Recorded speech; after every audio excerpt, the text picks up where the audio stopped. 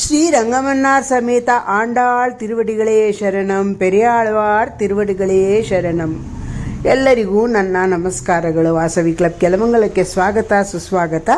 ಧನುರ್ಮಾಸದಲ್ಲಿ 27ನೆಯ ಪಾಶುರದ ಪಾರಾಯಣ ಮತ್ತು ಭಾವಾರ್ಥವನ್ನು ತಿಳಿದುಕೊಳ್ಳೋಣ. ಮೊದಲಿಗೆ ಪಾರಾಯಣವನ್ನು ಮಾಡೋಣ.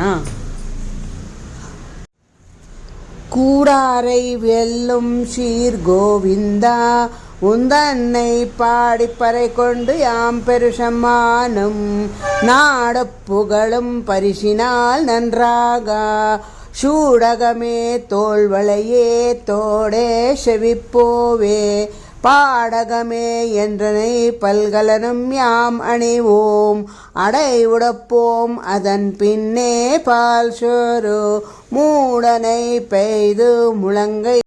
ಈಗ 27ನೆಯ ಪಾಶುರದ ಭಾವಾರ್ಥವನ್ನು ತಿಳಿದುಕೊಳ್ಳೋಣ.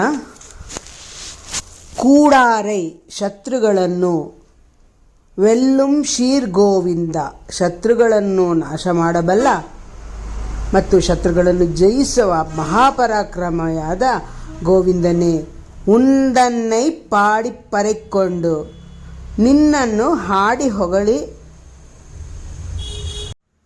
ಯಾಂ ಪೆರುಷಮ್ಮಾನಂ ನಾವು ಗಳಿಸಿದ ಸನ್ಮಾನವೆಂದರೆ ನಾಡು ಪುಗಳಂ ಪರಿಶಿನಾಲ್ ನನ್ರಾಗ ಲೋಕದಲ್ಲಿ ಜನರು ಹೊಗಳಿ ಗುಣದಲ್ಲಿ ಶ್ರೇಷ್ಠನಾದ ಶೂಡಗಮೆ ಕಂಕಣ ತೋಳ್ವಳಿಯೇ ಕೈಗಳಲ್ಲಿನ ಬಳೆಗಳು ತೋಡೆ ಕಿವಿಯೋಲೆ ಶವಿಪ್ಪೋವೆ ಕಿವಿಗೆ ಧರಿಸಿರುವಂತಹ ಜುಮುಕಿ ಪಾಡಗಮೆ ಅಂದರೆ ಕಾಲಿಗೆ ಧರಿಸಿದಂತಹ ಕಾಲ್ಗೆಜ್ಜೆ ಇಂತಹ ಆಭರಣಗಳನ್ನು ಧರಿಸಿ ನಾವು ಆನಂದಿಸುತ್ತೇವೆ.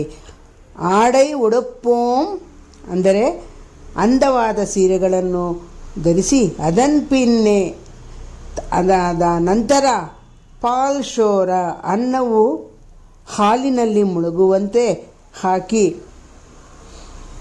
ಮೂಡನೈ ಪೈದು ಮುಳಂಗೈ ಒಳಿವಾರ ತುಪ್ಪವು ಮೊಳಕೈಯಿಂದ ಸೋರುತ್ತಾ ಇದೆ ಅನ್ನುವ ಹಾಗೆ ಪೊಂಗಲನ್ನು ಮಾಡಿ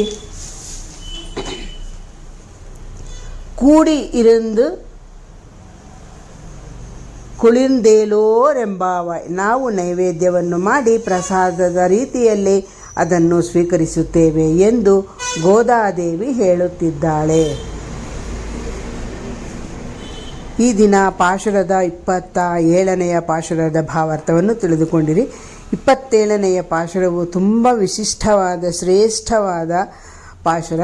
ನೀವು ಕೇಳಿ ಆನಂದಿಸಿದಿರಿ. ನಾಳೆ 28ನೆಯ ಪಾಶುರದ ಭಾವಾರ್ಥವನ್ನು ತಿಳಿದುಕೊಳ್ಳೋಣ. ಆಂಡಾಳ್ ತಿರುವಡಿಗಳೇ ಶರಣಂ, ಪೆರಿಯಾಳ್ವಾರ್ ತಿರುವಡಿಗಳೇ ಶರಣಂ.